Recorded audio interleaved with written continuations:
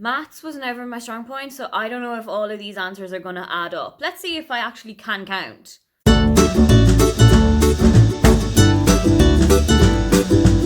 Hi, welcome, come on in. My name is Aoife and today I am taking the Count to 10 with me book tag. This tag was created by Alice from the Bumbling Blogger, and she actually tagged me in it when she put this up around Christmas time. I think she did it as one of her Vlogmas videos. I have been trying to rack my brain to get a book that fits into every category since then, and I think I've got it under control. So let's see if I can actually count in books. So question 1 is about the first book in a series, and for this I have Get a Life, Chloe Brown by Talia Hibbert. This one came out in 2019, then last year you had to take a hint, Danny Brown, and then this year to finish it off we have At Your Age, Eve Brown. I haven't read the other two yet, but I have read Chloe Brown I think about 2 or 3 times by now, and I just keep going back to it. I absolutely loved it. It has so much fantastic representation. It has some really great steamy scenes. The book also has one of my favorite romance tropes, which is a sunshine heroine teamed with a kind of a grumpy love interest. I am so into this book. I just cannot wait to pick up the other two, and I know I'm going to love them as much as I did this one. The next question is Question 2 is about 2 copies of the same book. This kind of doesn't count, but I have 2 copies of Evelyn Hugo. I have one on my Kindle and I have one here. I have 2 copies of every book from the Lara Jean series. I have one on my Kindle in English. I have one in German here. And I think I also have the 3 in physical copies in English in my parents' house, which obviously I don't have access to right now. I probably also have a copy of Matilda at home in English, and I have a copy of it here in German. I've also got a copy of The Hate You Give, which you can see just here. I've got a copy of that here, but I also have a copy of it in my parents' house. A copy of The Book Thief in English and Die Bücherdiebin, which is The Book Thief in German.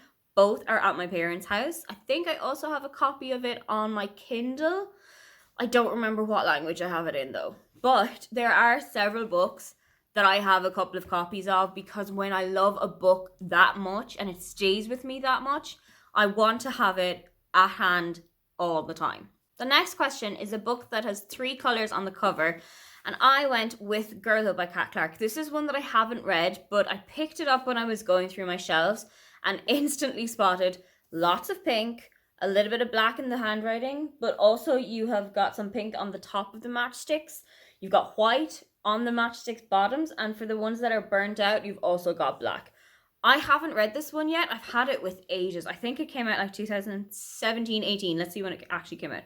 2017. That means I've had it on my shelf for 4 goddamn years, because I think I bought or was sent it around the time that it came out. And I still haven't gotten to it yet. So that is definitely one that I need to pick up quite soon. For question 4, it is a book with 4 or more perspectives. And for this, I am going with Floored. It's a YA anthology, and it was written by about 7 or 8 different YA authors. So you have got Non Pratt, Sarah Barnard, Holly Bourne, Eleanor Wood, Tanya Byrne, Lisa Williamson, and Melinda Salisbury. I can't remember if there's anybody else. I think that's everything. I haven't read that book in such a long time, but I think it kind of starts around a group of friends and everybody writes a different character. So all of the YA authors that I've just mentioned, they all write a different character in the book. At the time of writing, we didn't know who had written who and whose perspective was being written by which person. But at Yalk that year, they had a big table together, and in that, it was revealed who had written each character. I don't remember who had written who, but I don't think any of my guesses were correct. The next question is question 5, a 5-star read. And for this, I'm going to go with one of my most recent 5-star reads, and one that I absolutely loved in 2020, which was Becoming by Michelle Obama. I have mentioned this book 7 or 8 times on my channel already, but I absolutely loved it. I really like a celebrity memoir anyway, but this didn't feel like your usual celebrity memoir. I really loved sitting down with Michelle and having her tell me her entire life story, from when she grew up on the south side of Chicago City to when she was in university, when she met Barack, when they got married, their early life with their kids, and then about going into the White House and Barack's presidency and what life has been like for them after that. I listened to this as an audiobook, and I would absolutely recommend that to you as well, because it's so great to just sit with Michelle Obama and have her actually tell you her life story. Question 6 is about 6 or more short stories. And again, I'm going to go with YA anthology here, and I'm going to go for Proud. So this one came out, I think 2018 or so, and it was written by about 10 or 12 British YA authors, and there are some absolutely amazing stories in there. I really loved them. Some that still stand out with me at the moment is there was one that's kind of written about the gay penguins in a zoo, and it's based more in London at the moment. And then there was a kind of queer gender bent Pride and Prejudice retelling. I can't remember if it was gender bent or if it was just straight girl Pride and Prejudice retelling, but it actually took me a really long time. I was halfway through reading that story and I was like, this sounds really familiar. Oh, it's Pride and Prejudice. But I really loved it. It was such a great read. I am going to have to go and drag that one back out again because I haven't read it since it came out and I absolutely loved it. I also think that an anthology is a great way to discover other authors that you haven't heard of before, that you haven't read anything from before, as well as digging into the other stories from people who you've really read and loved recently. Question 7 is a book that has 7 on the cover or on the spine. And I found this one really hard on this bookshelf because none of these have a 7 on the cover or in the spine. And then I thought about the books that I have on ebook, and I kind of think there is a copy of The 7.5 Deaths of Evelyn Hardcastle by Stuart Turton. Really need to not say that other 7 book. But I kind of think that there is a copy of that has 7.5 as numbers on it rather than 7.5 written out. I am pretty sure that that's the copy that I have on my Kindle, and if it is, that one fits in here. Question 8 is a book that has 8 letters in the title, and for this one I have gone with Beartown by Frederick Backman. 1, 2, 3, 4, 5, 6, 7, 8. Nailed it.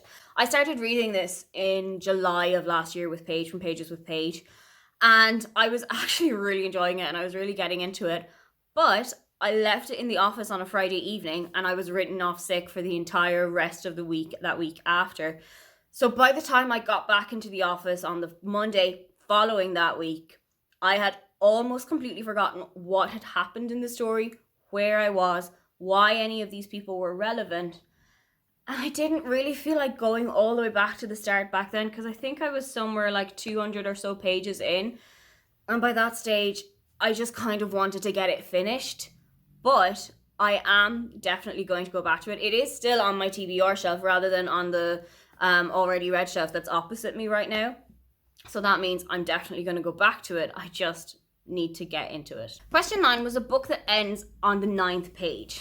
So I spent about 20 minutes looking at all of the books on my shelf, all of them.